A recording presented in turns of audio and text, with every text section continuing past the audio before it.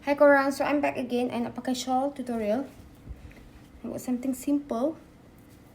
Saya nak pakai kat belakang sebenarnya. So I ambil sama panjang. Masukkan balik semua. Sama panjang. Then I'm going to pin.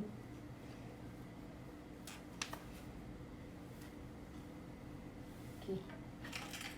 Kita pin biasa je.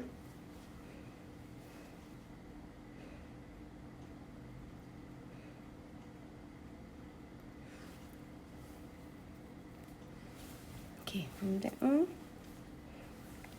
tu je. Okay, so sekarang ni I nak pakai sebenarnya satu I nak lipat kat atas ni. Sebab I nak bagi menampakkan collar kat sini kan.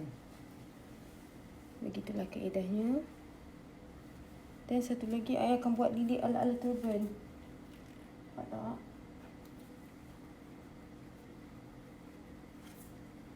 Okay, then I akan ambil pin. Pinkan je.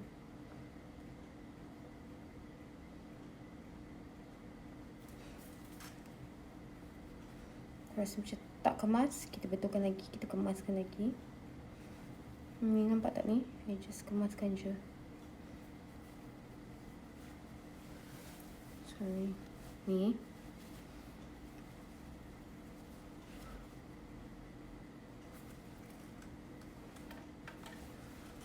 This one. So, sebab dia satin kan dia licin sikit. So bila dia satin dia licin, kita kena make sure kita securekan dia.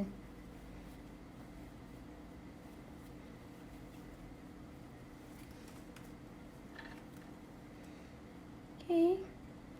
Done. Sini kita pinkan sikit. Sikit pin dari dalam.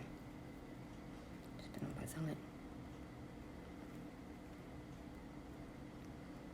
Okay. Sudah siap. Kena tutup. Sebenarnya nampak sangat ni. Tak apa, kita tutupkan balik. Dah lambat. It's okay. Kita pin macam tu je. Pakai peniti je. So dia tak nampak obvious sangat. Nampaklah juga apa kita pandai sorotkan. Okay, dah siap my look for today. Simple look. Simple makeup, simple look.